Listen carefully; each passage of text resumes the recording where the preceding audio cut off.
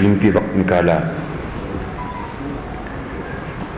سب سے پہلے میں آپ کو دل کی گہرائیوں سے خوش آمدید کہتا ہوں، اور آپ کو اور آپ کے ذریعے پوری قوم کو GSP+ میں توسیع کی مبارکباد پیش کرتا ہوں، اور ان تمام پاکستان کے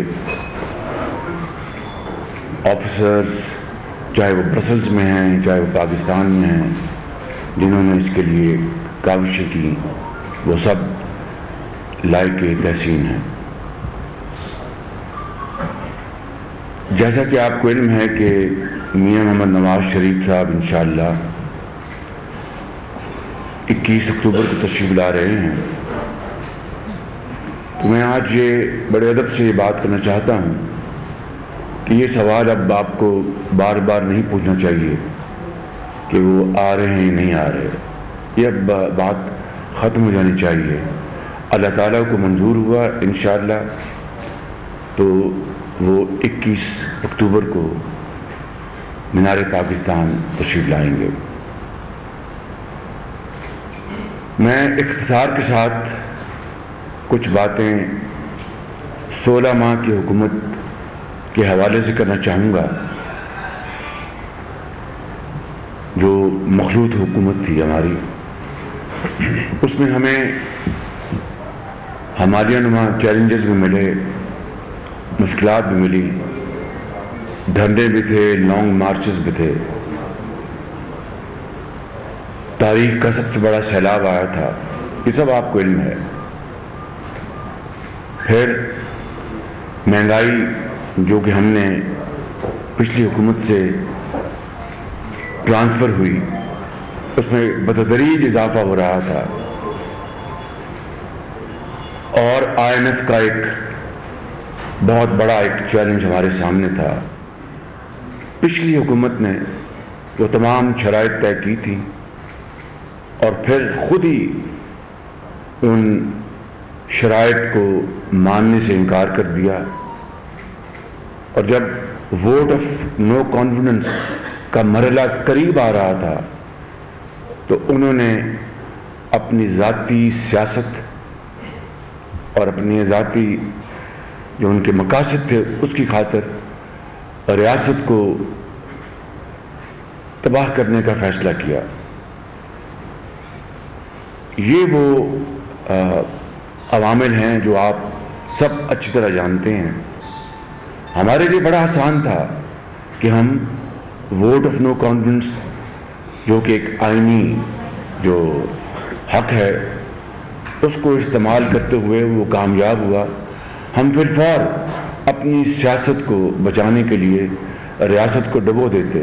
یہ کوئی مشکل کام نہیں تھا، لیکن بطور ایک پاکستانی کے ایک ذمہ دار حکومت کے سربراہ ہونے کے ناطے میرا اور میرے قائد میاں محمد نواز شریف اور مخلوط حکومت کے تمام زعماء کا فرض تھا کہ اگر سیاست کو نقصان پہنچتا ہے پہنچے، ریاست بچ جائے.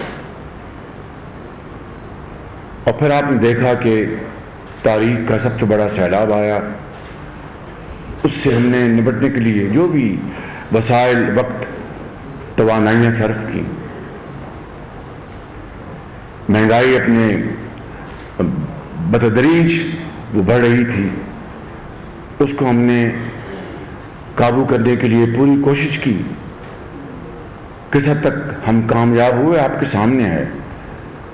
میں ایک خطا کار انسان ہوں، یہاں پر نہ غلط بیانی کروں گا، اور ہمیشہ کوشش کی کہ غلط بیانی سے بچا جائے. تو ایک طرف معاشی بدحالی ہمیں ورثے میں ملی، اور دوسری طرف لانگ مارچز، دھرنے، جو بالآخر 9 مئی 2023 پہ آ کے اس کا جو ایک انتہا کا نقطہ تھا، جہاں پر پاکستان کے خلاف بغاوت ہوئی اور افواج پاکستان کے خلاف بغاوت ہوئی. اس کے باوجود الحمدللہ IMF کا معاہدہ طے پایا. کسان پیکج 2000 ارب روپے کا دیا گیا، جس کے نتیجے میں اس سال جو گندم 10 سالہ ریکارڈ ہے اس کی پیداوار کا الحمدللہ. اور پھر یقیناً صوبائی حکومتوں کے کوشش سے ابھی کاٹن بھی اس میں بھی پچھلے سالوں کے مقابلے میں بہت پیداوار میں بہتری آئی ہے. مگر اگر یہ کہا جائے کہ ہم 16 ماہ میں ہر میدان میں کامیاب ہوئے تو میں سمجھتا ہوں کہ وہ کہنا میرے لیے مناسب نہیں ہے. لیکن میں یہ ضرور کہوں گا کہ ہم نے مسائل حل کرنے کے لیے جان توڑ کوشش کی، اس میں کوئی کمی نہیں کی. وسائل کو بچانے کے لیے آپ اندازہ کریں کہ اگر خدا نخواستہ پاکستان دیوالیہ ہو جاتا تو کیا صورت گری ہوتی. پیٹرول پمپ خالی ہوتے، قطاریں لگی ہوتی، زندگی بچانے والی ادویات ناپید ہوتی. ہماری جو امپورٹس جس کو درآمدات کہتے ہیں، جو ضروری درآمدات، تیل، ادویات، خوراک، مشینری، صنعت کے لیے، زراعت کے لیے، را مٹیریلز، خام مال، ان کی جو ایل سیز نہ کھل پاتی، اگر وہ کھلتی بھی تو باہر کے بینک اس کو منظور نہ کرتے، اس کو انڈورس نہ کرتے. آپ دکانوں پر قطاریں لگی ہوتی، دوائیاں نہ مل رہی ہوتی، روزمرہ کی اشیاء وہ نہ مل رہی ہوتی، پیٹرول کے اوپر قطاریں لگی ہوتی، بینکس کے اوپر چڑھائی ہوگی ہوتی، لوگ پیسے اپنے بینکوں سے نکالنے کے لیے وہاں پر توڑ پھوڑ کر رہے ہوتے، صنعتوں سے لاکھوں لوگ بے روزگار ہو جاتے. اور جو ہمارے جو انٹرنیشنل جو انسٹیٹیوشنز ہیں ان کو آپ کو ایک اپنا دھیلا بھی نہ ملتا، اگر کوئی دیتا بھی تو بہت مہنگے داموں کے اوپر، بہت ہائی انٹرسٹ کے اوپر آپ کے اپنے انٹر بینک جو ریٹس ہیں وہ بڑھ جاتے.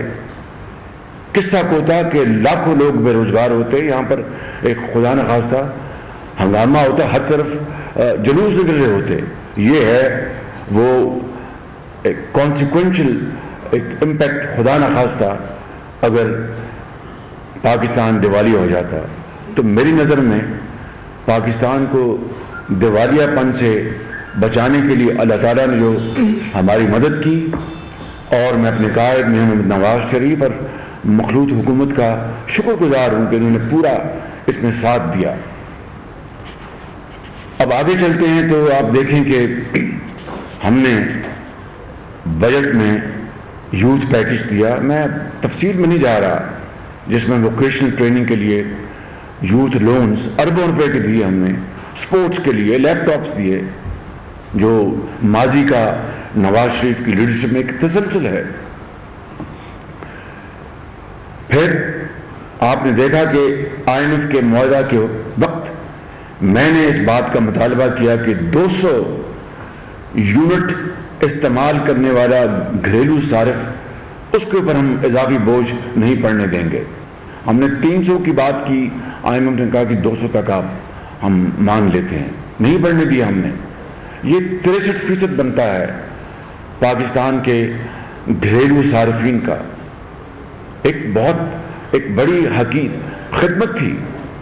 لیکن جب میں نے IMF سے کہا کہ کراس سبسڈی ہم تیل اور پیٹرول میں بھی کریں گے، بڑے لوگوں کو ان کو ہیوی ٹیکس لگائیں گے تیل کے اوپر، ان کے بڑی گاڑیوں کے پیٹرول کے کنزمپشن کے اوپر، اور وہ جو اضافی رقوم ہوں گی اس کو ہم استعمال کریں گے غریب آدمی کے لیے، موٹر سائیکل والے کے لیے تیل اور پیٹرول کا اس کو سستا کرنا. انہوں نے کہا جی آپ نہیں کر سکتے. اب ہمارے ہاتھ بدے ہوئے تھے، میں نے پوری کوشش کی. ان کے اگر آپ یہ مطالبہ کریں گے تو ہم اس مطالبے کو آپ کا قطعاً کسی صورت بھی منظور نہیں کریں گے. مگر پھر آپ نے دیکھا کہ پاکستان کی تاریخ میں پہلی مرتبہ ہر سال پنجاب میں جب میاں نواز شریف صاحب وزیر اعظم تھے، یہاں پر رمضان پیکج دیا جاتا تھا جس کے اوپر اربوں روپے خرچ ہوتے تھے، مگر یہ پہلی مرتبہ ہے کہ غریب عوام کی جو مہنگائی کے ہاتھوں جو بدحالی تھی اس کو سامنے رکھ کر مفت آٹے کا پروگرام بنایا گیا رمضان شریف میں. 70 ارب روپے اس کے اوپر خرچ ہوئے. تو کیا تھا کہ غریب عوام کی جو بدحالی، اس کی حوالے سے ایک دل میں درد، اس کا خیال، اس کا احساس. تو یہ وہ حالات ہیں کہ انتہائی محدود وقت میں اور انتہائی مشکل جو ٹائم تھا اور بہت ہی محدود وسائل تھے، ہم نے الحمدللہ جو کچھ بھی حقیر خدمت کر سکتے تھے ہم نے کی. اور دیوالیہ اگر ہو جاتا تو سری لنکا سے بھی برا حال خدا نخواستہ پاکستان میں ہوتا، تو پھر آپ کیا کہتے؟ پھر آپ کہتے کہ یہ شہباز شریف، یہ PMLN، یہ مخلوط حکومت، یہ کسی کام کے لائق نہیں، ان کو قیامت تک ان کے اوپر کانٹا لگا دو. اور اگر آج دیوالیہ پن سے پاکستان بچ گیا ہے، ریاست بچ گئی ہے، مجھے کوئی اس میں ایک لمحے کے لیے بھی کوئی کنفیوژن نہیں ہے کہ الحمدللہ میرا ضمیر مطمئن ہے کہ میں نے اور میری حکومت نے، میرے قائد نے، اگر میرے قائد مجھے کہہ دیتے کہ بھئی ہم نے سیاست بچانی ہے، چھوڑ دو، تو میں 2 منٹ میں استعفیٰ دے دیتا.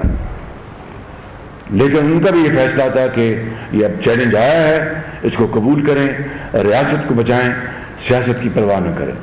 تو دوستو، زندگی میں اس طرح کوئی اتار چڑھاؤ آتے ہیں، نشیب و فراز آتے ہیں، اور تاریخ اس بات کی گواہ ہے، اور آپ بھرے پڑے ہیں. لہذا گھبرانے، پریشان ہونے کی کوئی ضرورت نہیں. انشاءاللہ اچھے وقت آئیں گے. اور اسی تناظر میں اب میاں محمد نواز شریف پاکستان تشریف لا رہے ہیں. میں بڑے اختصار کے ساتھ کچھ باتیں اس حوالے سے آپ کی خدمت میں عرض کرنا چاہتا ہوں. 1990 میں جب میاں نواز شریف پہلی مرتبہ وزیر اعظم پاکستان بنے تو جو اکنامک ریفارمز اس وقت آئی تھیں وہ پورے پاکستان کے لیے ایک نیا ماڈل تھا. لوگ باتیں کر رہے تھے کہ یہ اتنی بڑی ریفارمز، کیا پاکستان اس کا متحمل ہو سکتا ہے؟ چونکہ اس وقت کے صدر چونکہ اب اس دنیا میں نہیں، تو میں ان کے حوالے سے کوئی بات نہیں کرنا چاہوں گا کہ ان کے اس نواز شریف صاحب کے ریفارم پیکج کے حوالے سے کیا خیالات تھے. لیکن یہ حقیقت ہے کہ پاکستان کا روپیہ، اس کی قدر ہندوستان کے روپے سے زیادہ تھی، اور ہندوستان کے وزیر خزانہ نے میاں نواز شریف کے اس اکنامک ریفارم ماڈل کو وہاں پر اس کو کاپی کیا ہندوستان میں، اور کوئی چھپایا نہیں. نمبر 2، 1997 میں جب میاں نواز شریف صاحب دوسری مرتبہ وزیر اعظم منتخب ہوئے تو آپ کو اچھی طرح علم ہے کہ 28 مئی کو پاکستان نے ہندوستان کے دھماکوں کے بدلے 6 دھماکے کیے، اور پاکستان اللہ کے فضل و کرم سے ایٹمی طاقت بنا. جو ترغیبات اور دھمکیاں دی گئیں وہ سارا تاریخ آپ کے سامنے، میں آپ کا وقت ضائع کرنا چاہتا. پھر وزیر اعظم واجپئی پاکستان تشریف لائے، بائی روڈ وعدہ کے اوپر ان کو رسیو کیا گیا، اور مینار پاکستان جا کر انہوں نے کہا کہ جب پاکستان بنا تو ہمارے دلوں میں بڑے گھاؤ لگے تھے، آج میں پاکستان کو ہم دل سے اقرار کرتے ہیں. کتنی بڑی یہ ایک مورل ایک وکٹری تھی پاکستان کی اور پاکستان کی تاریخ بنانے والوں کے عظیم شہیدوں کی، جنہوں نے پاکستان کے لیے اپنا خون دیا. اور پھر کارگل کا واقعہ ہوا، آپ جانتے ہیں، اور ہر چیز پر پانی پھر گیا. یا تو کارگل کے ذریعے نہ کشمیر فتح کر لیتے تو آج تاریخ اور ہوتی. کارگل کا جو واقعہ ہے اس کے جو جو ایک شدید نقصانات ہیں وہ آپ سب کے سامنے ہیں. انٹرنیشنل معاشی سماجی انٹرنیشنلی ہمارا بائیکاٹ کر دیا گیا, اور کارگل کا یعنی بے بنیاد طور پر نواز شریف کو ذمہ دار ٹھہرانے کی ایک بھونڈی کوشش کی گئی, اور وہ نواز شریف جو پھر 4 جولائی 1999 کو امریکہ تشریف لے گئے, وہاں پر صدر بل کلنٹن سے ملاقات ہوئی, اس کے نتیجے میں کارگل کی لڑائی بند ہوئی. نواز شریف نے پاکستان کو تو بچا دیا, محفوظ کر لیا, مگر اپنے اقتدار کو انہوں نے قربان کر دیا. پھر جو حالیہ جو 2013 اور 17 کا جو 18 کا جو دور ہے وہ سب آپ کے سامنے ہے. بھائی ذرا مہربانی کریں, میری بات ذرا غور سے سننا پلیز, یہ باتیں بعد میں ہو جائیں گی. 2017 سے لے کے 18 تک سارا جو دورانیہ آپ کے سامنے ہے, میں تفصیل میں نہیں جاؤں گا, صرف 3-4 باتیں عرض کرنا چاہتا ہوں. میں جانتا ہوں کہ میاں نواز شریف نے سی پیک کو پاکستان میں لانے کے لیے کیا کاوشیں کی, اور اس کے رستے میں کیا کیا پہاڑ نما رکاوٹیں کھڑی کی گئی. میں کسی بات کو ریپیٹ نہیں کروں گا, مگر ایک واقعہ انتہائی افسوسناک, وہ میں جب بات کرتا ہوں تو دل میں تیر لگتے ہیں آنیسٹلی, کہ آخری مرتبہ پریزیڈنٹ شی جن پنگ کا ایک کوشش کی گئی کہ وہ آ جائیں وقت کے اوپر, جو کہ ستمبر 2013 تھا ان کا تیسرے ہفتے میں. تو اس سے ایک رات چند رات پہلے 11 بجے مجھے چینی سفیر نے کہا کہ شہباز شریف صاحب دورہ جو ہے ملتوی ہو گیا, یہاں پر دھرنے والے اٹھنے کو تیار نہیں, تو کوئی ہم سیکیورٹی رسک نہیں لے سکتے. میں نے میاں نواز شریف صاحب سے بات کی اور انہوں نے مجھے کہا کہ تم کوشش کرو کہ اس کا کوئی حل نکالو یار, کوشش کرو ورنہ پاکستان کا نقصان ہو جائے گا. ہر چیز معاہدے سب پروٹوکولز تیار تھے دستخط کے لیے.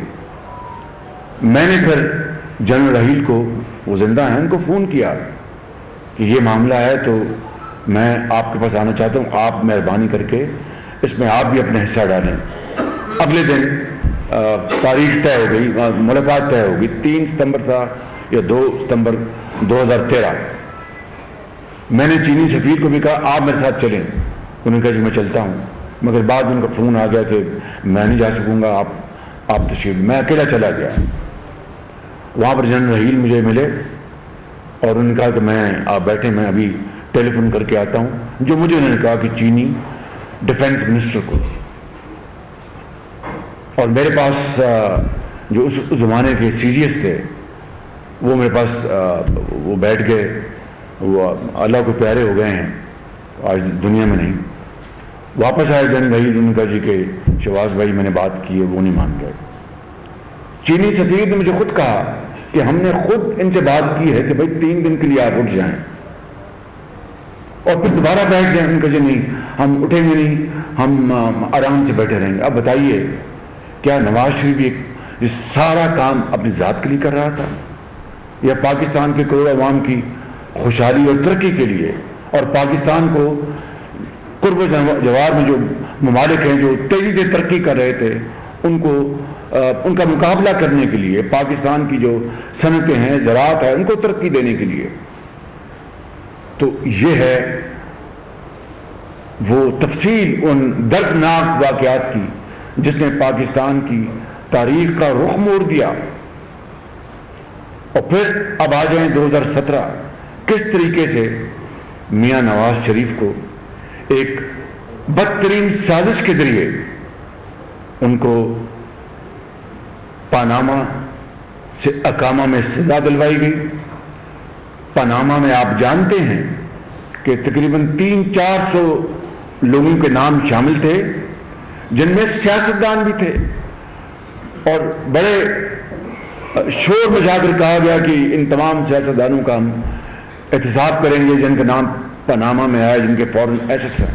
میاں نواز شریف کا تو نام ہی نہیں تھا اس میں، اور پھر اقامہ میں کس طرح ان کو سزا دلوائی گئی، یہ سب آپ کے سامنے ہے۔ وہاں سے ترقی اور خوشحالی کا جو سفر تھا اس کے اوپر کاری ضرب لگائی گئی، ایک جو ماڈل تیار کیا گیا تھا اس کو آگے لانے کے لیے پوری پاکستانی قوم کا ترقی کا سفر وہاں پر ختم کر دیا گیا، اس کو چھین لیا گیا۔ میں نے لندن میں کہا، میں پھر یہ دہراتا ہوں کہ خالی نواز شریف سے مینڈیٹ نہیں چھینا گیا۔ ساری دنیا جانتی ہے کہ پنجاب میں آخری دن بھی الیکشن میں ہم پنجاب میں جیت چکے تھے، جیت رہے تھے نہیں، جیت چکے تھے۔ اس کو بھی رات کو اس کو دھاندلی کے اور ڈنڈے کے زور پر اس کو رزلٹس کو تبدیل کیا گیا، اور اس طرح ایک ماڈل یہاں پر اس کا تعارف کروایا گیا جس نے پاکستان کو تباہ و برباد کر دیا۔ اگر آپ دوسری بات مجھ سے پوچھیں کہ یہ 16 ماہ میں دوسری کون سی ایسی بات ہے جو باتیں میں گنوا چکا ہوں آپ کو، دوسری یا تیسری جس سے آپ مطمئن ہیں، تو بلا خوف تردید میں کہوں گا کہ ہماری جو خارجہ پالیسی کو تباہ کر دیا گیا تھا، اس کو کاری ضرب لگائی گئی انا پرستی کے ذریعے، رغبت کے ذریعے، تکبر کے ذریعے۔ الحمدللہ ان تعلقات کو ہم نے بہت حد تک دوبارہ ان کو بحال کیا۔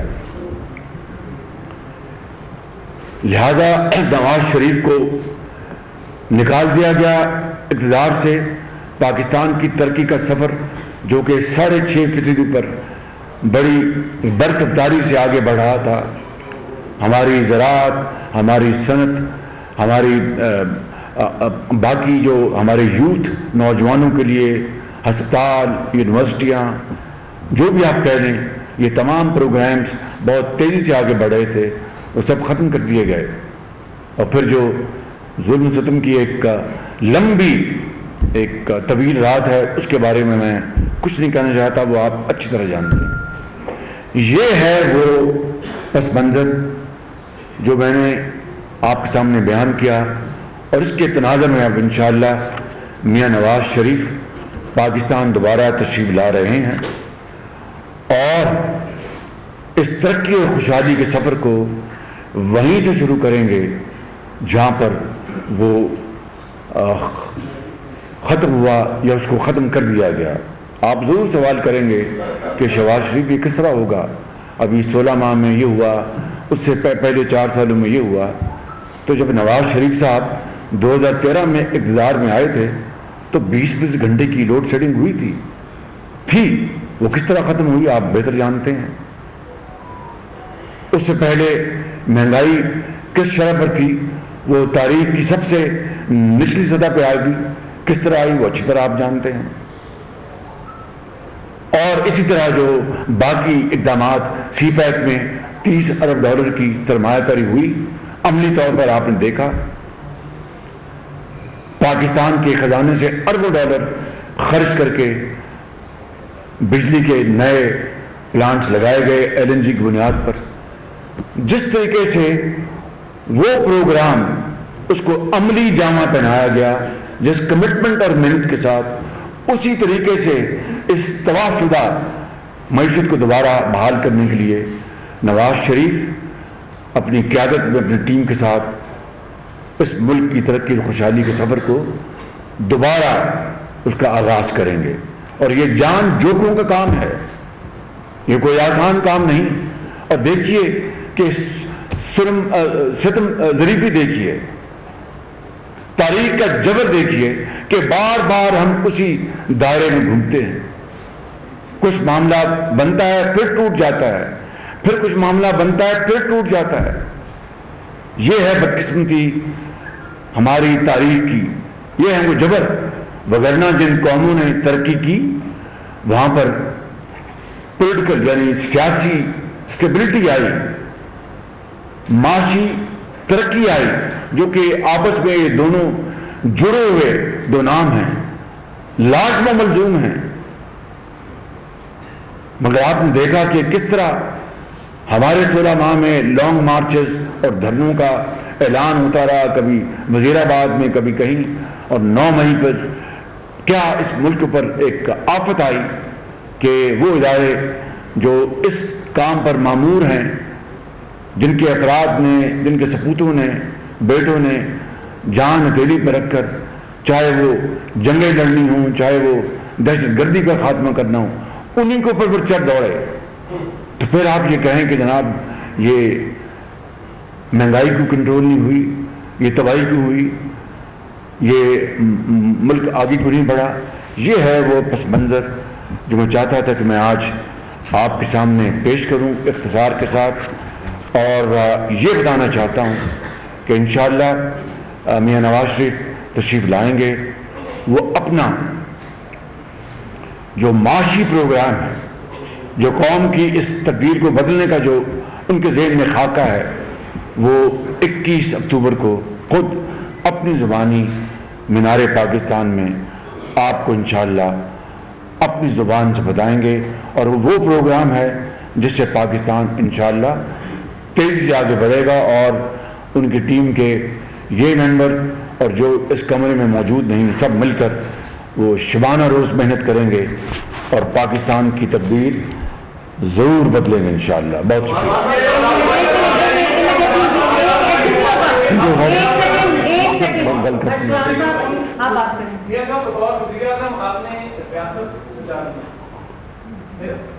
جی آپ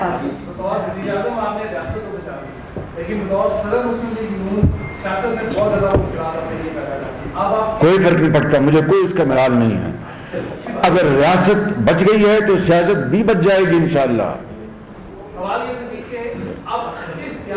قطر مجھے کوئی اس کا ملال نہیں ہے۔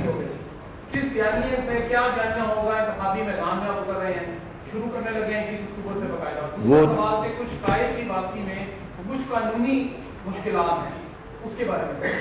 پہلے سوال کا جواب میں نے دے دیا، اور ریاست بچ گئی تو ہم بچ گئے، سب کچھ بچ گیا، اگر نہ بچتی تو پھر نہ بچتی تو میں نے اس کا خدا نہ خواستہ جو حال ہو سکتا تھا وہ میں نے پیش کر دیا، اور قانونی جو رکاوٹیں کوئی حائل نہیں، ہمارے جو قانون کے ماہرین ہیں انہوں نے میاں صاحب کو گو ہیڈ دیا، وہ تشریف لائیں اور وہ آئین اور قانون کا وہاں سامنے پیش ہوں گے، اس کا مقابلہ کریں گے انشاءاللہ۔ میاں صاحب آپ کی پریس کانفرنس کا خلاصہ یہ ہے کہ آج کے مسائل اور مشکلات کا شکار ہیں، اس کا نقطہ ایک ہے کہ کسی بھی حکومت کو اس کی مدت پوری نہیں کر سکتی، کیا گارنٹی ہے کہ آنے والے دنوں میں اس طرح کے معاملات ہمارے ساتھ پیش نہیں آئیں گے؟ اور دوسرا سوال یہ ہے کہ محمد نواز شریف صاحب ان مشکل حالات میں کیا معاشی پروگرام لے کر آ رہے ہیں جس سے ایک عام آدمی مسلم لیگ نون سے جوڑ لگائے؟ میں نے آپ کو گزارش کی کہ وہ خود اپنا جو سارا جو منصوبہ ہے پروگرام وہ آپ کو خود آ کے وہ آپ ان کی زبانی سنیں گے۔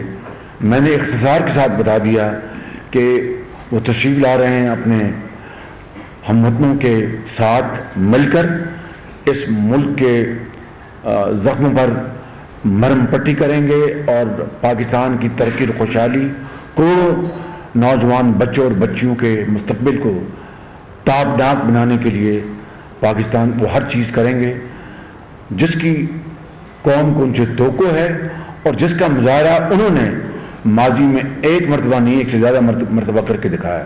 جی ابراہیم صاحب،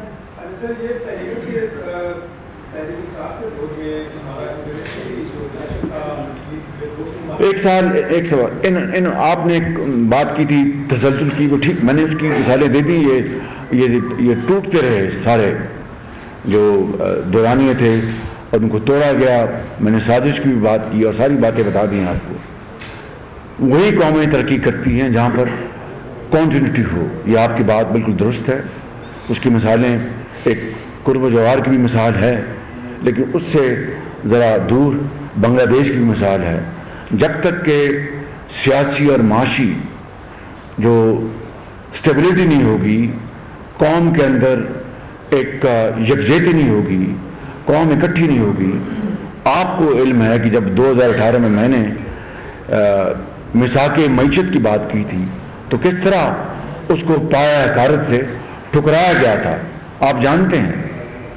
آج نواز شریف پھر انشاءاللہ قوم کو اکٹھا کرنے کے لیے، اور کیونکہ کسی قوم کی تقدیر نہیں بدل سکتی جب تک کہ اس میں اتفاق، اتحاد اور نفاق کے بیچ ختم نہ کیے جائیں اور گالی گلوچ کا عنصر اور زہر کو ختم نہ کیا جائے.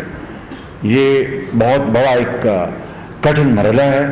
انشاءاللہ Nawaz Sharif step by step اس کو حل کریں گے انشاءاللہ. سابقہ دور میں چین سمیت جو ہے ہمارے دوست ممالک ہیں ان کے ساتھ ہمارا ایک ریلیشن جو ہے وہ ڈیمیج بھی ہوا سیپا کے ساتھ ہوا. تو اگر آپ حکومت آتے ہیں تو اس کو کیسے ریپیئر کریں گے؟ ظاہر ہے ریلیشن ہم نے دوست ممالک کے ساتھ چلنا ہے تو میں نے آپ کو بتایا کہ 18 ماہ میں مخلوط حکومت نے مل کر ان برادرانہ تعلقات کو، دوست ممالک کے ساتھ تعلقات کو ٹھیک کرنے میں دن رات بہت کوشش کی اور اس میں بڑی کامیابی حاصل ہوئی ہے. اور انشاءاللہ جب میاں صاحب آئیں گے تو اس میں مزید بڑھوتری آئے گی.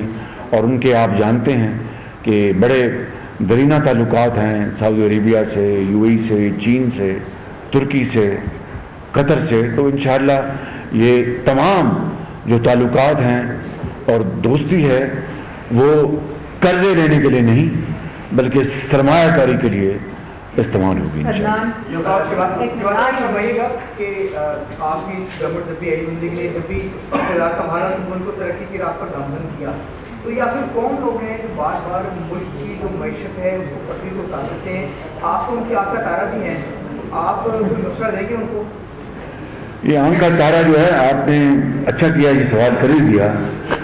بعض یار لوگوں نے اسلام آباد میں جب میں آخری ملاقات کرا تھا اپنے بڑے محترم صحافی بھائیوں سے اور وہاں میڈیا کے جو اینکرز ہیں سب سے، تو ایک محترم خاتون بہن نے مجھے یہ کہا کہ وزیر اعظم صاحب آپ تو اسٹیبلشمنٹ کے 30 سال سے آنکھ کا تارا ہیں. اس کا جو اخباروں میں اگلے دن یا ٹیلی ویژن پر جو آیا اس کا مجھے دکھ ہوا کہ بات وہی کرنی چاہیے جو کہی گئی ہے. آپ اپنے پاس سے بات کریں گے تو یہ صحافت نہیں ہے، یہ پھر زرد صحافت ہے. میں بالکل اپنا لگی لپٹی کے بات بغیر بات کر رہا ہوں. میں نے یہ کہا تھا کہ اگر میں آنکھ کا تارا ہوں جو آپ کہہ رہی ہیں تو مجھے کون سے لڈو مل گئے ان 3 سالوں میں. اگر جنرل مشرف نے میاں نواز شریف کو اقتدار سے نکالا اور اٹک فروغ بھجوایا تو میں بھی وہاں گیا. وہاں پر اڈیالہ میں بھی وہاں گیا، لانڈی جیل میں بھی گیا، غریب الوطنی میں نواز شریف صاحب کے ساتھ میں بھی گیا.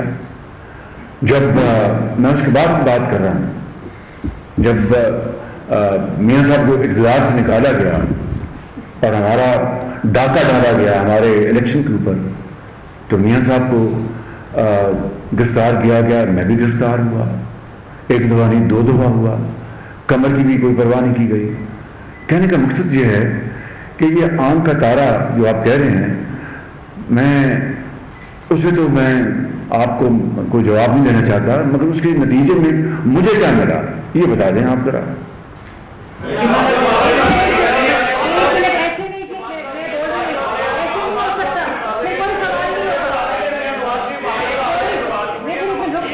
منصور بات کریں آپ. یہ سب بہت شکریہ. 2 حصے ہیں اس سوال کے. ایک تو پریس کانفرنس ہوتی تھی آپ کے مخالفین کی جانب سے اور وہ کہتے تھے ہمارا سیاست سے اور پاکستان تحریک انصاف سے کوئی تعلق نہیں ہے. ایک نیا سلسلہ شروع ہو گیا انٹرویوز کا. انٹرویو ہوتے ہیں 25-25 دن کے لیے بندہ غائب ہوتا ہے، اس کا پتہ کچھ نہیں ہوتا، اور جب وہ آتا ہے تو اس کی زبان بھی بدل چکی ہوتی ہے، سب کچھ ایسا ہوتا ہے. 2018 کے الیکشن سے پہلے آپ اپنے لوگوں کے بارے میں کہتے تھے کہ وہ فون آتے تھے اور وہ پارٹیاں بدل لیتے تھے. آج آپ کی ایک بالکل انصافی ہو گیا. اگلے الیکشن میں اگر اس طرح الیکشن ہوئے کیا کریڈیبلٹی ہوگی؟ اور دوسرا سوال جہاں پہ لوگوں کے غائب ہونے کی بات ہے، ہمارے ہی صحافتی برادری کے ایک ہمارے صحافی بھائی عمران ریاض خان آپ کے دور کے اندر غائب ہوئے، 4 ماہ سے بھی زائد نہیں ملے. جب آئے 22 کلو وزن ان کا کم ہو چکا تھا. آج وہ جو آپ سے بول رہا ہوں ان کو یہ جملہ بولنے میں شاید 10 منٹ لگیں گے. ان کی حالت دیکھ کے رونگٹے کھڑے ہو جاتے ہیں. آپ اس کے بارے میں کیا جواب دیں گے؟ مجھے آپ کی بات، میں نے سوال آپ کو سنا ہے. منصور صاحب گزارش یہ ہے کہ یہ جو بات آپ کہیں کہ 25 دن کے لیے غائب ہو جاتے ہیں اور 30 دن کے لیے. میں قطعاً اس کے حق میں نہیں ہوں. اگر ایسا ہوا ہے مجھے اس کا علم نہیں, آپ بہتر جانتے ہیں, لیکن میں اس کے حق میں نہیں. لیکن یہ جو آپ بات کر رہے ہیں کہ 25 دن کے لیے غائب ہو جاتے ہیں, 12 اکتوبر کو مجھے اور نواز شریف کو کئی مہینوں کے لیے غائب کر دیا گیا تھا, اور ہمارے بال بچوں کو, میرے بوڑھے ماں باپ کو علم نہیں تھا کہ ہم کہاں ہیں, اور رات اور دن ایک ہمیں لگتا تھا, اندھیرا تھا. ذرا کاش آپ اس کا بھی ذکر کر دیتے. ہم نے تو نواز شریف نے تو کبھی کسی سے گلا نہیں کیا. ہم نے تو 9 مئی کو جا کے اپنا GHQ پہ ہم نے نہیں کروائے, نہ کسی کو کہا, نہ کسی کو اس کی ترغیب دی. نواز شریف کو ایک دفعہ دی, ایک سے زیادہ مرتبہ اپنا ہتھکڑیاں لگی, اپنا جلاوطنیاں ہوئیں, جیلوں میں ڈالا گیا. انہوں نے کبھی اپنا پارٹی کے لوگوں کو اکسایا کہ جا کے لاہور کے کور کمانڈر ہاؤس پہ حملہ کر دو. انہوں نے کبھی کسی کو کہا کہ جا کے وہاں پر GHQ میں جا کے حملہ کر دو. انہوں نے ہمیشہ پاکستان کی خیر مانگی. انہوں نے ہمیشہ افواج پاکستان شہیدوں اور غازیوں کے لیے دعا کی, پاکستان کی جو ترقی اور خوشحالی کے لیے دعا کی. یہ فرق ہے.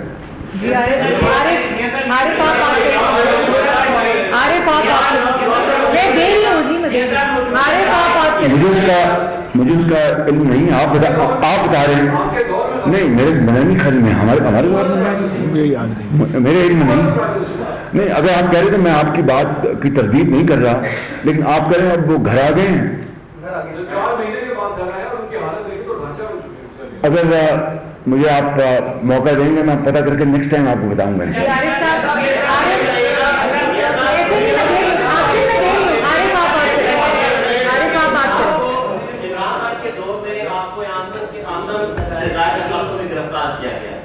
اس کے بعد آپ لوگوں نے ایک اینٹی اسٹیبلشمنٹ بیانی بنایا. پاپا جون کا آپ نے کہا کہ آمدن سے زیادہ دستاتی انہوں نے بنائے. پاپا جون کی اسٹوری ہے, یہ آپ نے قبول کی. آپ کے دور حکومت میں سابق آرمی چیف قمر باجوہ کے اوپر آمدن سے زیادہ دستاتوں کی اسٹوری آئی. اس صحافی کو جیل ہو گئی, اور بعد میں آپ نے کیا اس اسٹوری کے حوالے سے انکوائری کرائی کہ یہ اثاثے ان کے جائز ہیں یا ناجائز ہیں, یا آپ بے اختیار وزیر اعظم تھے ان کے تمام چیزوں کے حوالے سے انکوائری کرانے کے بارے میں؟ کس کے حساب سے؟ دیکھیے بات یہ ہے, پلیز آپ کا سوال بڑا ریلیونٹ ہے. یہ میرا کام نہیں ہے کہ میں انکوائری کا کروں بطور وزیر اعظم. اس کا ایک ادارہ ہے, اس کا نام ہے نیشنل اکاؤنٹیبلٹی بیورو, نیب جسے کہتے ہیں. یہ الگ بات ہے کہ عمران نیازی اور نیب گٹھ جوڑ, یہ اصطلاح میں نے دریافت کی تھی اسمبلی میں نے اس کا ذکر کیا تھا آج سے 4.5 سال پہلے. وہ جو گٹھ جوڑ تھا اس نے پاکستان کی جو ترقی کو تباہ و برباد کر دیا. وہ صرف اور صرف نیب جو تھا وہ حزب مخالف کے جو سیاستدان تھے, جو اپوز کرتے تھے اس حکومت کو, یہ ان کے خلاف تھا. ان کو سیاسی طور پر ختم کر دینے کے مترادف تھا کہ وہ دوبارہ سیاست میں نہ آئیں اور مرزا یار پھرے, کیا کہتے ہیں اس کو, یہ وہ تھا. لیکن آپ مجھے بتا دیں کہ اس دور میں, میرے دور میں, کوئی ایک میں نے اپنا ایسی کاوش کی ہو کہ میں کو نیب کو میں نے استعمال کیا, کوئی سوال پیدا نہیں ہوتا.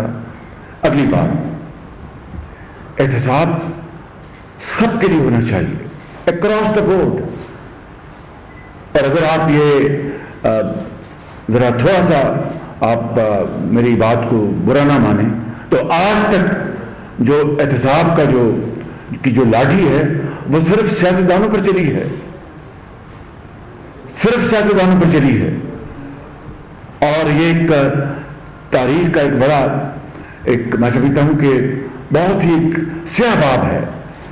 احتساب وہ ہے جو کہ سامنے صاف نظر آتا ہو اور لوگ اس کو تسلیم کرتے ہوئے نظر آتے ہوں. وگرنہ جو کچھ ان 4 سالوں میں جو اپوزیشن کے ساتھ ہوا ہے, میں اس کی بات تفصیل میں نہیں جانا چاہتا. کیا کیا کچھ نہیں ہوا ان کے ساتھ. اور وہ جو نیب آرڈیننس تھا وہ میں نہیں لے کے آیا تھا, کہ ریٹائرڈ ججز کو لگایا جائے گا. اس حکومت کے سربراہ جو عمران نیازی تھے انہوں نے اپنی من پسند کے ججز کو لگانا تھا. اور یہ میرے جو لیفٹ کو بیٹھے ہیں, میں میرے نواز شریف, مریم نواز, حمزہ, سب کو اپنا, باقی ہمارے ساتھی سب کو 10 سال ان کو جیلوں میں ڈالنا تھا.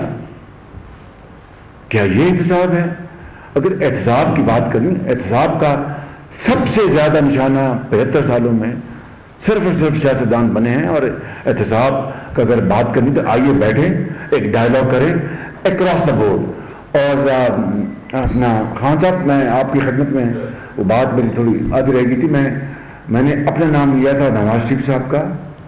حسین نواز کو بھی کئی مہینے بند کیا گیا, اس کو کوئی پتہ نہیں تھا, اس کی والدہ کو نہیں پتا کہ حسین کہاں ہے. اور ہمیں جب ملک بدل کیا گیا تو حمزہ کو یرغمال بنا کر یہاں پر رکھا گیا. تو میں نے اس کا ذکر نہیں کرنا تھا ان باتوں کو, چونکہ آپ نے سوال کیا تو مجھے مجبوراً جواب دینا پڑا.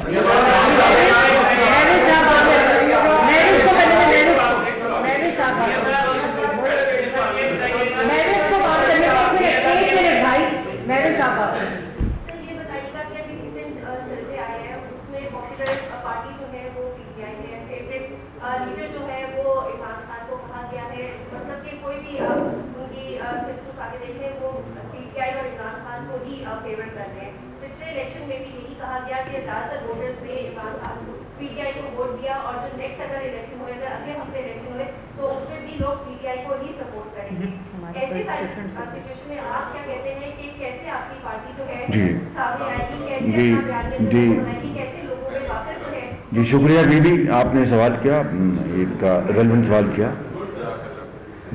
گزارش یہ ہے, کیا میں نے کوئی غلط بات کہی؟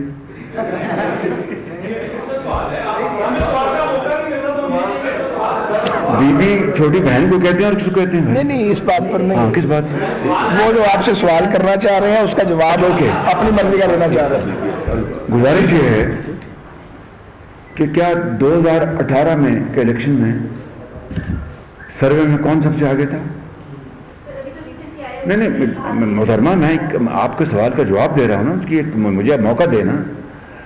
نواز شریف PMLN, اور کس طرح اس الیکشن کو چھینا گیا, میں نے اس کی تفصیل بتا دی, آپ کو رپیٹ نہیں کروں گا. تو اسی الیکشن کو بھی جو ڈاکہ ڈالا گیا, اسی نے پاکستان کی جو تقدیر اس کو کھوٹا کر دیا اور معاشی ترقی کو تہوالا کر دیا, برباد کر دیا. تفصیل بتا چکا ہوں, کچھ بتانے کی ضرورت نہیں. اب آپ کا سوال یہ ہے کہ آپ کہہ رہی ہیں کہ اس سروے میں عمران خان اپنا پاپولر ہیں. میں آپ کی بات کو نہ نفی کرتا ہوں نہ اس کی تصدیق کرتا ہوں. میں یہ کہتا ہوں کہ میدان میں کیمپین ہوگی, فری اینڈ فیئر الیکشن ہونی چاہیے, اور جس کو عوام ووٹ دیں سوا بسم اللہ.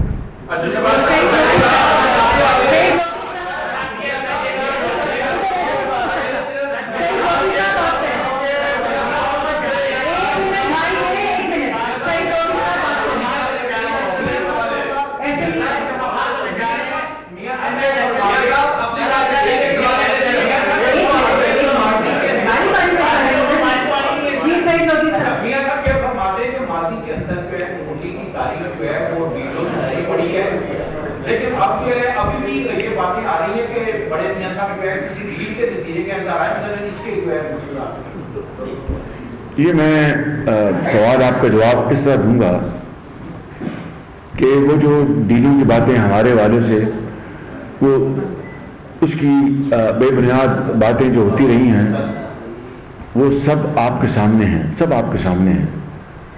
اور اگر ڈیلیں ہوتی تو پھر نواز شریف کو ڈھیل ملتی, مشرف دور میں اس کو جلاوطی کاٹنی نہ پڑتی, جیلیں کاٹنی نہ پڑتی. البتہ ہماری جو فوج ہے اس کے ایک ذمہ دار شخص کی پریس کانفرنس میں آپ نے سنا ہوگا, اور مجھے یقین ہے کہ آپ کو بھی ان کی بات سے اختلاف کرنے کا کوئی جواز نہیں. میں نے کہا تھا کہ جنرل باجوہ کو کہا کہ میں آپ کو इंडेफिनिट मैं आपको एक्सटेंशन दूंगा अगर आप मेरी मदद करें। बस ये है जवाब आपके सवाल। बंद कर देते हैं, आपसे बात करना।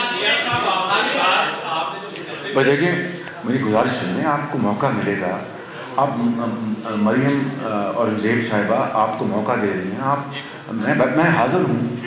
आपने जितने निश्तर फेंकने फेंक से।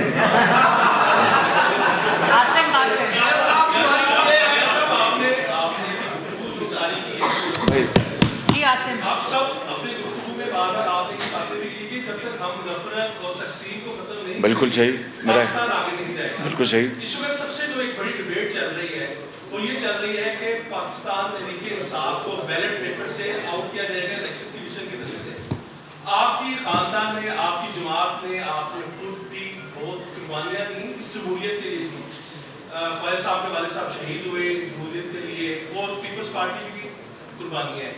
क्या एक ऐसी जमहूरी खानदान, एक ऐसी जमहूरी जमात तो किसी और सियासी जमात को बैलेट पेपर से गायब होते हुए या बैलेट पेपर से आउट होते हुए उसे तस्लीम करेंगे उस फैसले को? देखिए बात ये उसके साथ ये ले लीजिएगा कि अगर आप उसे तस्लीम नहीं भी करते या वो जो आप उसका देंगे, इस वक्त नवाज शरीफ क्या उनकी डिमांड में शामिल है? क्योंकि ये इस वक्त ये डायलॉग नहीं आ रहा है कि शायद नवाज शरीफ ने कहा, ये क्लैरिटी दे दीजिए। देखिए, हम इस बात मैंने अब इसका जवाब मैं दे चुका हूँ, लेकिन आपका सवाल एक हिस्से के हवाले से वही है जो जवाब मैं दे चुका हूँ कि हम कि फ्री एंड फेयर इलेक्शन में जो भी जीते हम सबको वो फैसला मानना होगा।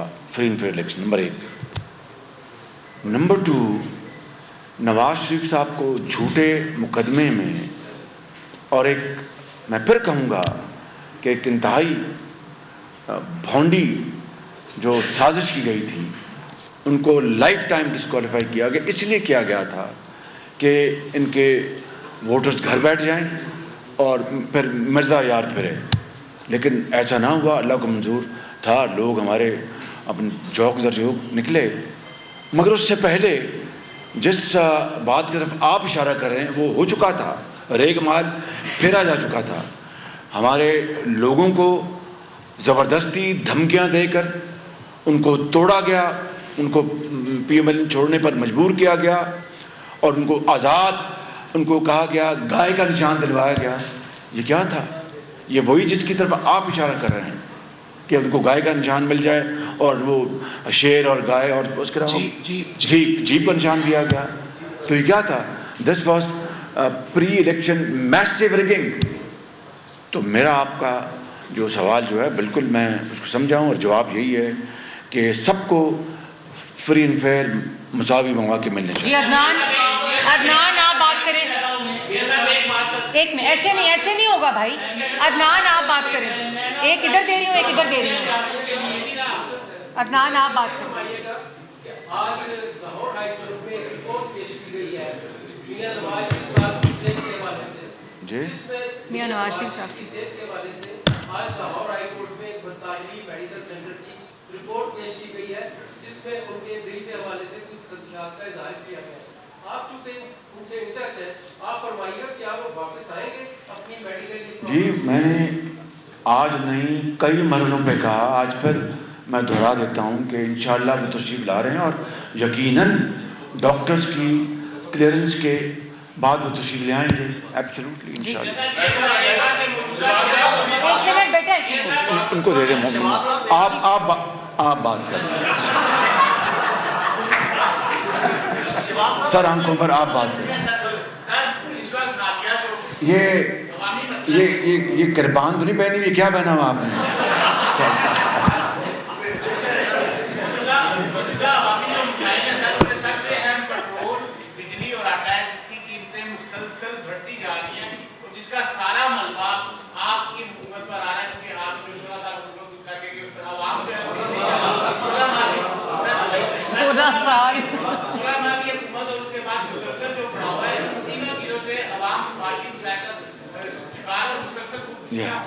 जी, अब गुजारिश ये है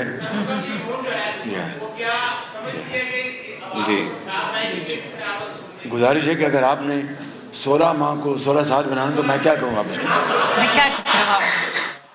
गुजारिश ये है कि ये सारी बातें मैं अपने इब्तदाई में बता चुका हूँ, महंगाई के हवाले से, मुश्किलात के हवाले से। कहाँ ये अजान हो रही है।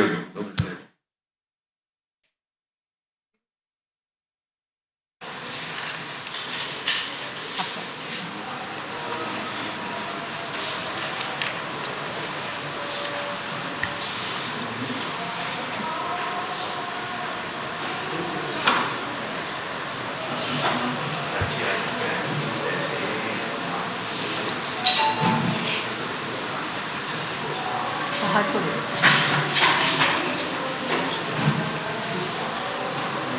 वैसे 4-5 रह गए तो आगे आने वाले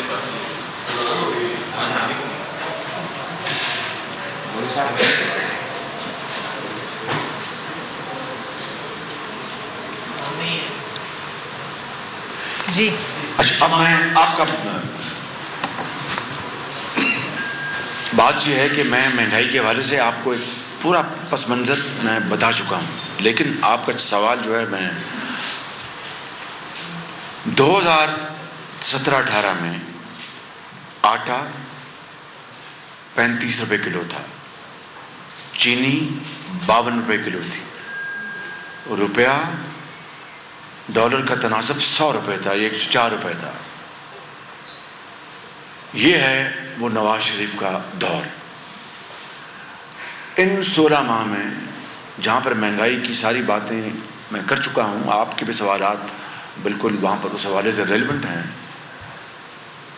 रमज़ान शरीफ में 76 साल में मुफ्त आटा तकसीम करने में 70 अरब रुपए जो खर्च किए गए, इंतज़ामी हवालों से आप कुछ कह सकते हैं सर आंखों पर, लेकिन वो वही सोच है नवाज शरीफ की काशी करती है कि अगर गरीब आवाम का हम ख्याल नहीं रखेंगे तो ये बाकी तमाम चीज़ें जो हैं वो धरी के धरी रह जाएंगी।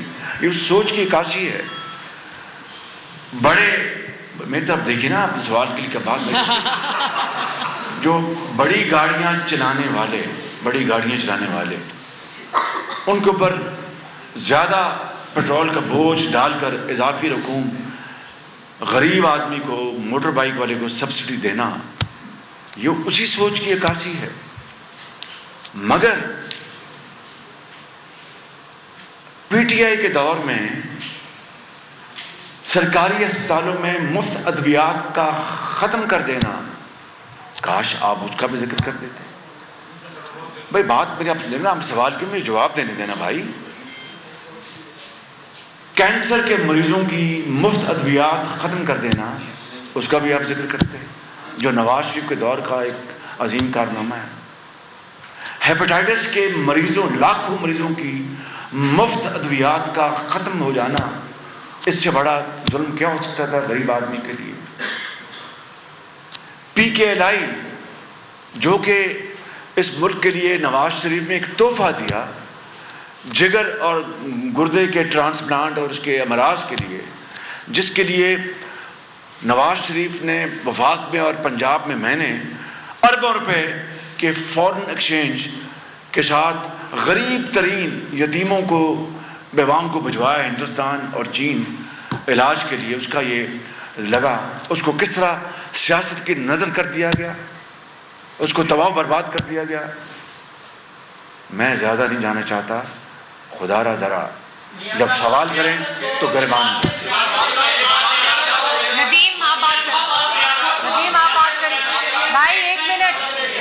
मियां साहब, आप रियासत को डिफॉल्ट से बचाने के लिए स्टेट्स में साबित हुए हैं, और 2018 में मैंडेट चोरी होने का जवाब न देना, हवाला दिया है।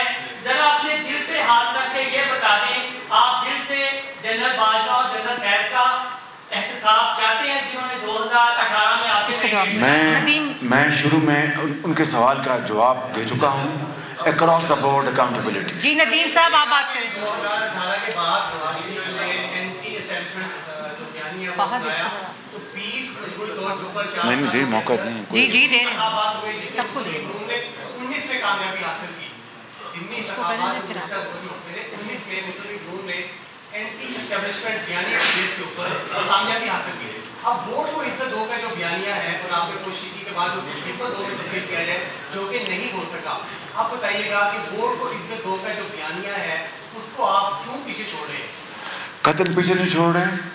वोट को इज्जत दो अपनी जगह है, और 2013 में लोगों ने वोट को इज्जत दो के नारे पर वोट दिया। 2018 में लोगों ने और करोड़ों लोगों ने वोट को इज्जत दो के नाम पर वोट दिया। वोट को इज्जत का क्या मतलब है कि आपने, मैं आप ही की बात करता हूँ, अगर आपने मेहरबानी करके हमें वोट दिया होगा, मैं मिसाल दे रहा हूँ 2013 के इलेक्शन में, तो उसको इज्जत नवाज शरीफ ने शबाना रोज़ मेहनत करके 20-20 घंटे की लोड शेडिंग ख़त्म करके आपको दी। ये वोट की इज्जत है। और ये जो आप कह रहे हैं कि एंटी इस्टेब्लिशमेंट की जो बात आपने की, तो वोट को इज्जत दो का मतलब ये है कि वोट मिला, उसके नतीजे में वोटरों की खिदमत करो। तो ये बात बिल्कुल, इसमें कोई रॉकेट साइंस नहीं है। भाई बात समझे मेरी, मैम आप सवाल करती, मेरा आप जवाब सुने ना, आप इससे इत्तेफाक ना करें, आपकी मर्जी है। और बात सुनने प्लीज बात सुनने। अगर एंटी इस्टेब्लिशमेंट से, भाई जरा सुन, एंटी इस्टेब्लिशमेंट में आप जो भी उसका मतलब निकाल लें, और अगर आपका सीधा मतलब ये है कि अगर एंटी इस्टेब्लिशमेंट से अगर करोड़ों लोगों की जो तकालीफ हैं, गुर्बत, बेरोज़गारी, यतीमों को दवाई, इलाज, उनको रोज़गार, पाकिस्तान को इज्जत मिलना, अगर इससे अपना मकसूद है और इससे हासिल होता है तो मुझे बता दीजिए। और 76, प्लीज़ बात सुनने, और 76 सालों में ये जो आप एंटी इस्टेब्लिशमेंट, और माफ़ कीजिए मैं आपको तो वो लिबरल जो ग्रुप से मैं तशबीह नहीं दे रहा, लेकिन मैं जानता हूँ कि बात सो कॉल्ड लिबरल कि ये वो जी अपना यहाँ पर ये होगा, वो करेंगे तो तब मामला ठीक होना नहीं होगा। और जब ऐसे जब वाक़यात हुए बड़े अफसोसनाक, वो कहाँ थे? मुशर्रफ ने जब मियाँ नवाज शरीफ का इक़्तिदार छीना और कारगिल में जो एक बहुत बड़ा हादसा हुआ उसको कवर करने की कोशिश की, और नवाज शरीफ ने पाकिस्तान को बचाया वाशिंगटन जाकर, तो उसके नतीजे में नवाज शरीफ की हथकड़ियाँ लगी, जेलें काटी, वो कहाँ थे लिबरल? मैं और मिसालें दे सकता हूँ।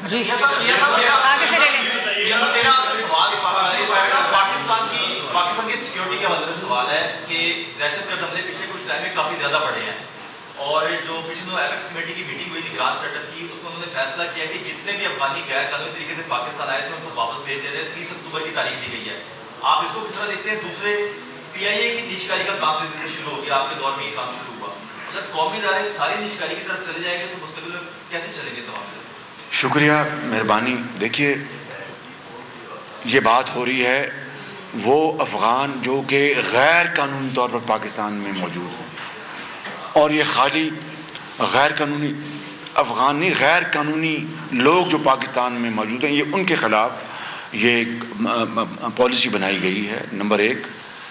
नंबर 2, ये मैं जुदा तौर पर ये बात कर रहा हूँ कि हालिया दिनों में और हालिया महीनों में, बल्कि पिछले 2 सालों में जो दहशतगर्दी में इस मुल्क में जो एकदम उसमें जो तेज़ी आई है, और वो बेगुनाह सैकड़ों हज़ारों लोग शहीद हो गए हैं दोबारा, उसके तह में आपको जाना चाहिए, हमें जाना चाहिए। मैं इस बात का, आप भी गवाह हैं कि उस वक्त के वज़ीर आज़म ने क्या कहा था कि हम इनको यहाँ रखेंगे, इनके बच्चों को भी यहाँ रखेंगे, और जेलों से 700 लोग दहशतगर्द जेलों से किसने छुड़वाया? मैंने तो नहीं छुड़वाया था। अगर आपको पाकिस्तान के करोड़ों बच्चों, माँओं और बहनों, इस मुल्क का अमन का एहसास है, जो कि है आपको, तो फिर ज़रबे अज़ब और रद्दुल फसाद में जो कुर्बानियाँ दी गई उसको हमें अपने पेश नज़र रखना चाहिए। दूसरी बात आपने की वो ये है कि निजकारी का, जो PI की बात मैं नहीं कर रहा, स्टील मिल की बात मैं नहीं कर रहा, मैं उन तमाम इदारों की बात कर रहा हूँ जिनको आप अंग्रेज़ी में SOEs कहते हैं, स्टेट ओन्ड एंटरप्राइजेज, यानी सरकारी इदारे जो बनाए गए, पिछली दहाइयों में 700 अरब रुपए सालाना, 700 अरब रुपए सालाना उसमें डूब जाते हैं सालाना। भाई हाँ बिल्कुल, आप सवाली निशान देखें, मैं आपको फैक्ट बता रहा हूँ, 700 अरब रुपए। अब बताइए ये किसका पैसा है? इस गरीब कौम का, टैक्स गुजार का, एक सैल्यूट क्लास का, वो लोग जो ईमानदारी से टैक्स देते हैं, या कर्जों का है। तो क्या ये पैसा 700 अरब रुपए अगर आप सालाना डबो रहे हैं इन इदारों में, तो फिर ये मुल्क किस तरह बहाल होगा? इसी से जुड़ा हुआ एक और पॉइंट मैं बता देता हूँ। आज मेरा मकसद नहीं था, लेकिन चूँकि आपने बात कर दी, ये एडिशनल टैक्स लगाने की मैं अभी बात नहीं कर रहा। इस वक्त जो टैक्सेस लगे हैं, चाहे वो इम्पोर्ट ड्यूटीज़ हैं या कस्टम्स ड्यूटीज़ हैं, कस्टम्स की मद में सैकड़ों अरब रुपए जो हैं वो बिल्कुल साइफन ऑफ हो रहे हैं, बर्बाद हो रहे हैं, डूब रहे हैं बिल्कुल। क्या ये स्टेट का अगर गरीब आदमी को, यतीम को, बेवा को, उसको इलाज मुहैया करना है, रोज़गार देना है, तालीम देनी है, यहाँ पर सड़कात बनानी, ज़राअत को, सनत को, अगर मुल्क को आगे लेके जाना है, तो अगर वसाइल आप पैदा नहीं करेंगे और इस तरह वसाइल जो मांगे तांगे के हैं उनको हम डबो देंगे, तो फिर खुदा हाफिज है हमारा। जी फैसल बात करें, फैसल ये सब ये बता दीजिएगा कि एक तो आगे जो है वो आप ये कह रहे हैं कि हमें हुकूमत मिलती है तो हम मैशत को ठीक करेंगे, definitely it is the ultimate target. लेकिन इसके अलावा ये बता दीजिएगा 3 दफा नून लीग डसी गई है, नवाज शरीफ साहब को डसा गया, जिसका आप जिक्र भी करते रहे अपने जलसों के अंदर। तो एस्टेब्लिशमेंट भी इस बात को कह चुकी है कि जो रिटायर्ड जनरल्स हैं उन्हें आम लोगों की तरह ट्रीट किया जाए। तो आपको नहीं लगता कि उन रिटायर्ड जनरल्स का जिन्होंने मियां साहब के साथ ये किया, उन्हें इबरत का निशान बनाया जाए ताकि एक प्रेसिडेंट सेट हो? इस चीज को बता दीजिएगा कि क्या आगे आप ऐसा? देखिए, आपने वो रास्ता तलाश करना है और वो आपने सफर इख्तियार करना है जहाँ पर इस मुल्क की जो तकदीर है वो बदल जाए, पाकिस्तान का बेकारी पन खत्म हो जाए। ईजियर सेड देन डन, रातों रात नहीं होगा, शबाना रोज मेहनत करनी होगी। एक अलग मौजू है, बात करूँगा। यहाँ पर लाखों करोड़ों लोग हैं जिनको रोजगार चाहिए, इलाज चाहिए, जॉब चाहिए। नवाज शरीफ इंशाअल्लाह उसी रास्ते को इख्तियार करें।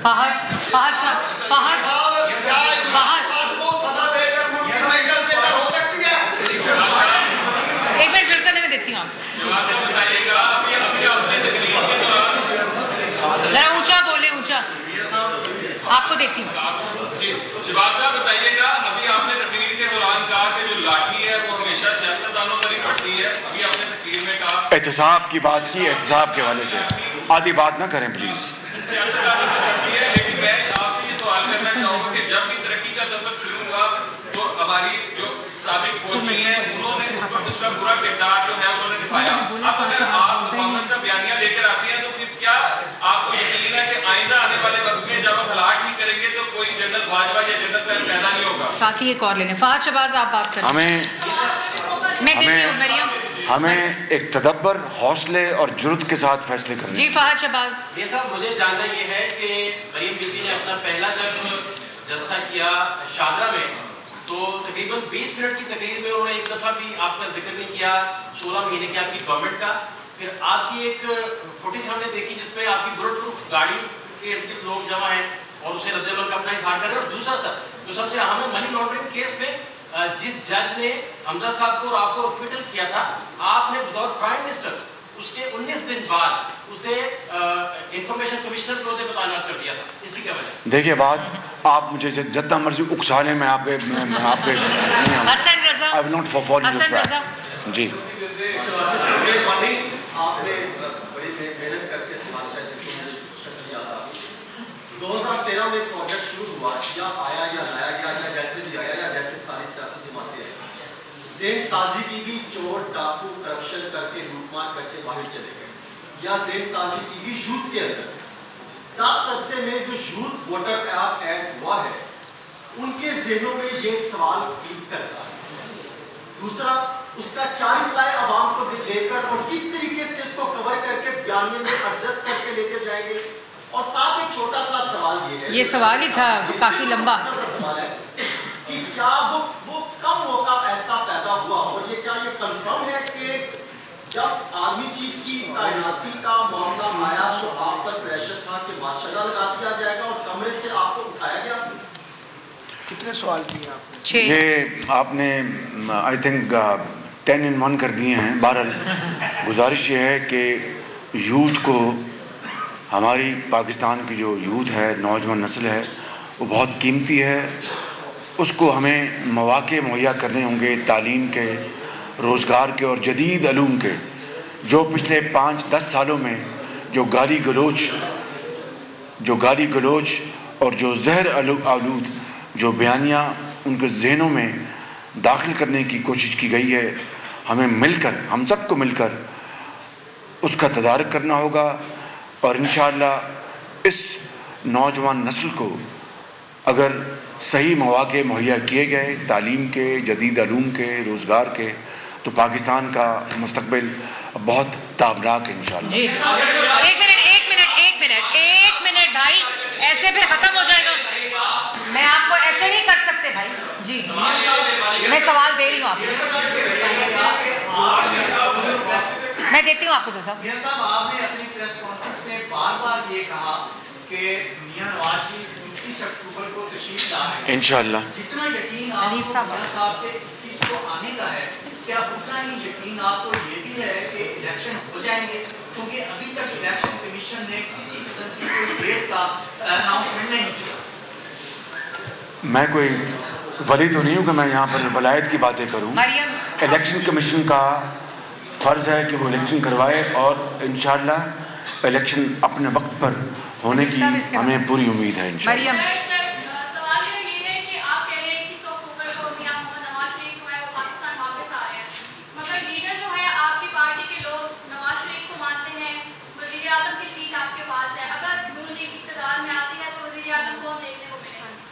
میں اس کا کئی مرتبہ ذکر کر چکا ہوں، اور اگر آپ نے اخبارات میں اور ٹیلی ویژن پر میرا بیان نہیں پڑھا تو آپ کی خدمت میں عرض کر رہا ہوں کہ موقع ملا تو انشاءاللہ نواز شریف. جی آپ بات کریں. اس کے بعد آپ کو دیکھیے آپ میرا خیال ہے ختم کر دیتے ہیں.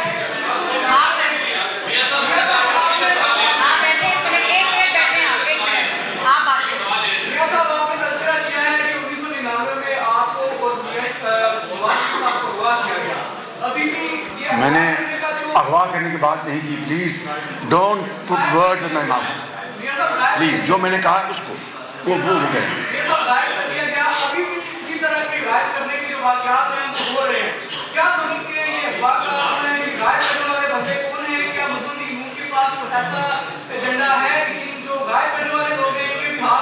میں جواب اس کا دے چکا ہوں پہلے. آپ ریپیٹ کر رہے ہیں ان کو دے دیجیے.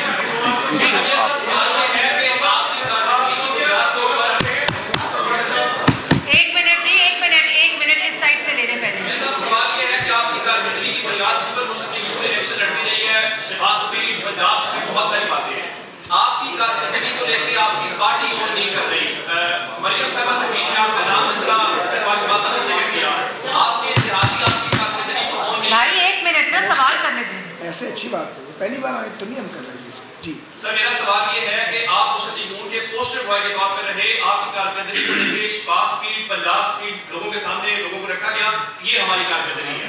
آپ 16 مہینے ملک کے وزیر اعظم رہے. آپ کی کارکردگی کو لے کے آپ کی پارٹی آپ کو اون نہیں کرتی. لگتا ہے جس طرح باقی کو کوئی اور مائنس کرتا ہے، آپ کی پارٹی نے آپ کو. بہت شکریہ. بس جواب یہ ہے. شکریہ. یہ پنجاب اسپیڈ، شہباز اسپیڈ دراصل نواز اسپیڈ ہے. بہت شکریہ آپ بات کریں جی.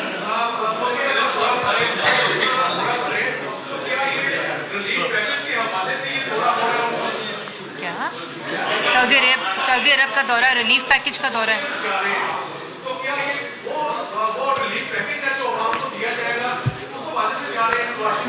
آپ اس طرح کی باتیں مناسب نہیں ہیں. سعودی عرب اگر وہ جا رہے ہیں تو ان کا ایک پروگرام ہے. مجھے اس کی تفصیل کا علم نہیں، لیکن میرا گمان ہے کہ وہ انہوں نے اللہ تعالیٰ کے گھر میں حاضری دینی ہوگی، مدینہ شریف تشریف لے جائیں گے، دعا کریں گے پاکستان آنے سے پہلے پاکستان کی ترقی اور خوشحالی کے لیے. تو میں سمجھتا ہوں کہ آپ میاں صاحب کی سوچ سے اچھی طرح آگاہ ہیں کہ وہ قرض لینے میں وہ بلیو نہیں کرتے، وہ جو سرمایہ کاری ہے اس میں بلیو کرتے ہیں. جی ابھی ایک منٹ اس کے بعد جمہوری پارٹی ہے، آپ کے کریڈٹ پہ بڑی چیزیں ہیں. جس طرح یہ ساری گفتگو میں ایک چیز سامنے آ رہی ہے، کنکلوڈنگ پوائنٹ یہ بن رہا ہے کہ حکومتوں کو، سول حکومتوں کو نہیں چلنے دیا جاتا.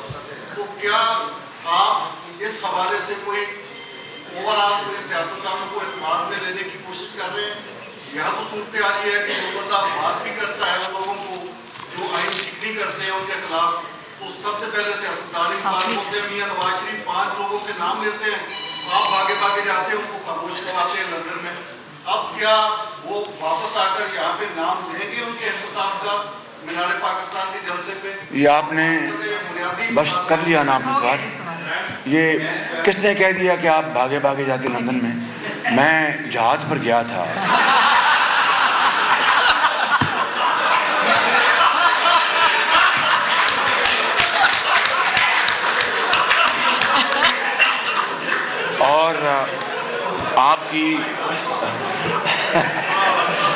اور آپ کی تمام باتوں کا جواب یہ ہے، وہی جو میاں نواز شریف صاحب نے شہید محترمہ بینظیر بھٹو صاحب کے ساتھ جو معاملہ کیا تھا، میثاق جمہوریت، اس ملک کے زخم کے اوپر مرہم پٹی اور ملک کے اندر جس کو تقسیم در تقسیم اس کا خاتمہ، اس کے لیے میاں نواز شریف صاحب انشاءاللہ تشریف لا رہے ہیں اور بھاگے ہر جگہ جائیں. آخری سوال للچوا صاحب، آخری سوال.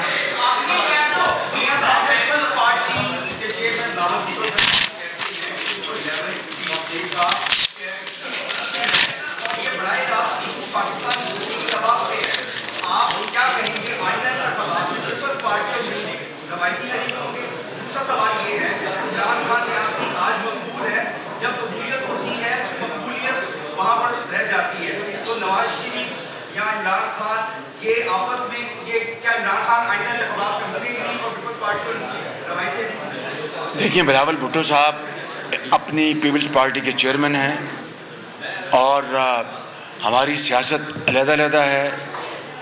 ان کا مینیفیسٹو اپنا ہے، ہمارا مینیفیسٹو اپنا ہے. انتخابات ہم لڑنے ہیں، لیکن عزت و احترام کے ساتھ میرے وہ چھوٹے بھائیوں کی طرح ہیں. کامیاب وزیر خارجہ تھے، بڑی محنت کی انہوں نے، اور میں ارادہ رکھتا ہوں کہ جلد ان سے، کافی عرصہ ہو گیا ان سے بات چیت نہیں ہوئی، ان سے بات بھی کریں گے اور انشاءاللہ پاکستان میں ایک فری اینڈ فیئر الیکشن کے لیے ہم سب کام کریں گے. جی رانا کامران صاحب.